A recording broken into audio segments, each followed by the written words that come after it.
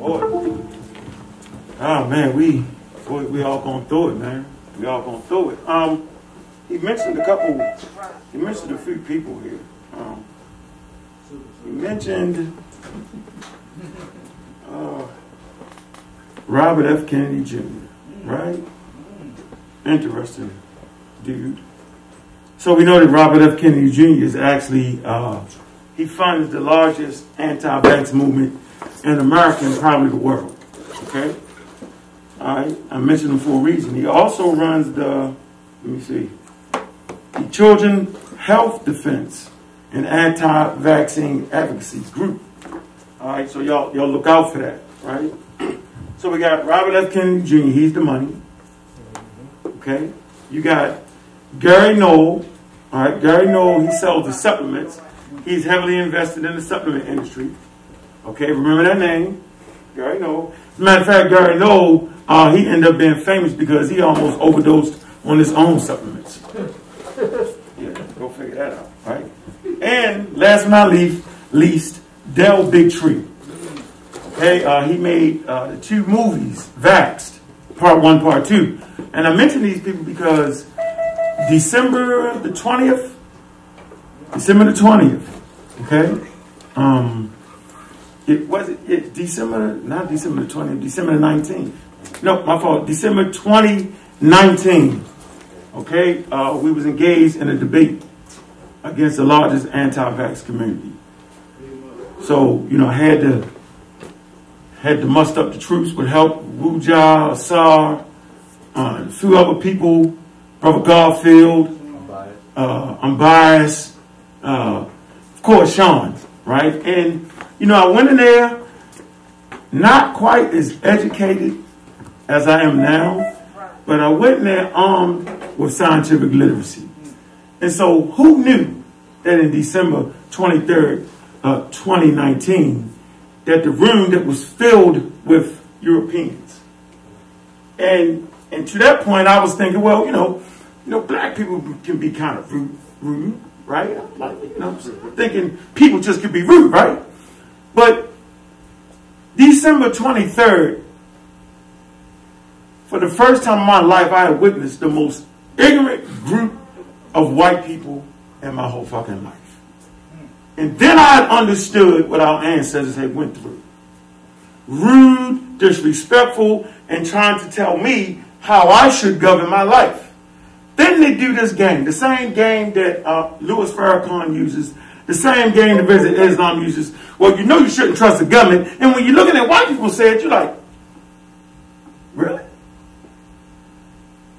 During that time, little did we know that COVID-19 was in that room. As I stood up there and I told those people, I said, it's not a matter of if, it's a matter of when the next pandemic is going to come through. Very, very interesting.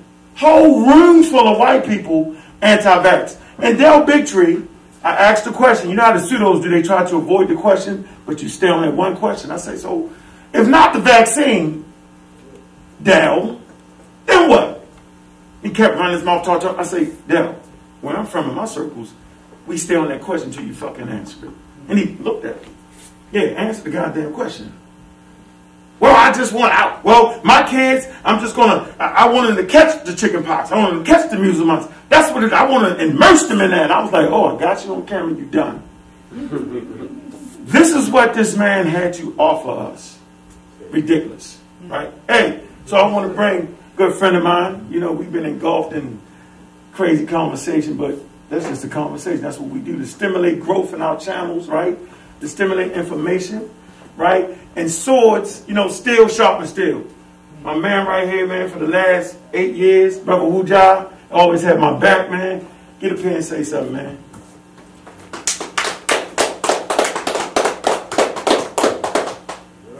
So it is.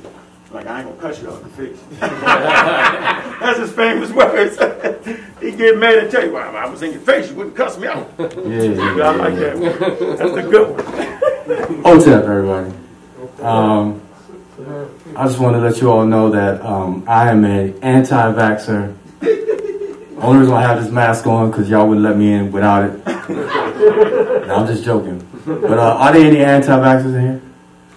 No? So we all preach it to the choir, right? Yeah. All right, so I see that Sean has in the lined up for bacteria and viruses, so I'm not going to be long at all. But I do want to just say a few things that Travis brought up and Kofi brought up. And the infodemic piece is very, very true. I actually work and I do technical, computer work, IT work for both sides of the aisle. All the way to the extreme on this end, to the extreme on the other end.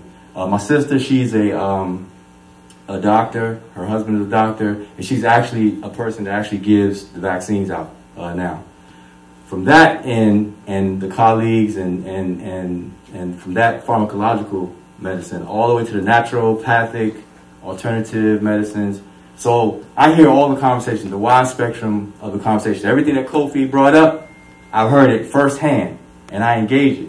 And so, have y'all noticed that what I see is that they've demonized the actual enemy.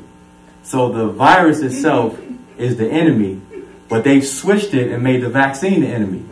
And they give a free pass to the virus. They almost praise the virus. They say, I want to get it. I want to catch it. Natural immunity is better than vaccinated immunity. You know, you hear this thing? Right. So I engage in these conversations all the time, and you know, I can go on and give you all blow by blow. But like I said, I'll talk to you all. I'm preaching to the choir right here. But what I do want to say though is because we're all on the same page, it's important what our messaging is. And to be very consistent, because there's a lot of misinformation out there, and there's a lot of influential misinformation because there's a lot of distrust. And the government, we have to be honest, the government, between the media and the government, they mishandled the pandemic. And so even from the CDC point of view, from the White House, coronavirus task force, there seemed to be a little bit of mix-ups in the messaging. It's not just a single governments. Yeah. Influence. Right. From foreign governments. Yeah, from the local level to the federal government. But a lot of people focus on Dr. Fauci. They say his name like it's a curse. Fauci. You know, Dr. Fauci, the whole team. So when we get into these exchanges with our family and friends, we just have to make sure that our messaging is consistent and to really understand the damage that the misinformation has done and to reverse it. So, like I said, you know, if we round back and open it up in Q&A and everything, I'll chime back in. But that's my piece on it.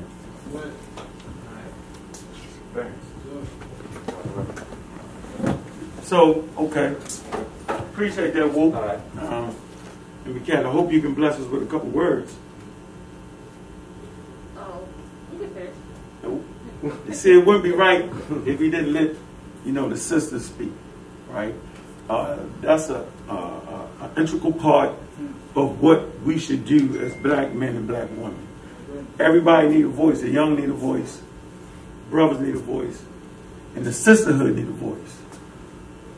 Their voices will not be drowned out. Their voice is essential in moving what we do forward.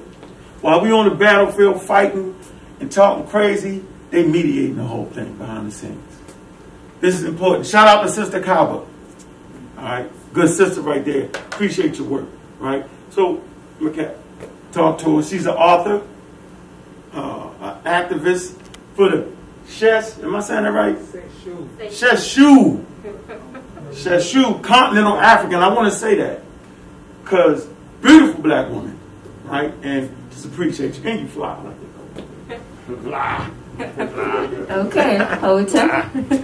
My name is Emykhet, as you already know, and I am originally from Kenya. Lived in a few countries, Denmark, UK, Jamaica, all that kind of stuff, and I'm definitely glad to be here today. This is my first time actually on an AUX shop. We've been here a few times, but it was closed. We wanted to come in, but it was closed. But I'm definitely happy to be here today, and I'm also, you know, for having my book and all that stuff. But I'll just focus on the vaccine because we're talking about the vaccine. And I wanted to say that you know, what Ank said was very interesting, because I do remember when you guys had that initial kind of like a debate, but it was really like you know, educational thing. That was way before the pandemic, and like you said, you know, the question was not if but when. And I remember when the vaccine first came around, I was in Denmark at the time, you know, and looking through the social media, and at that time the running theme was that black people can't catch it, because it was just white people, you know, white people getting it. And I remember I was in Denmark. We had a lot of cases coming from Italy, which is just next door. But I knew for a fact that people were falling dead, like, you know, like flies dying in Italy.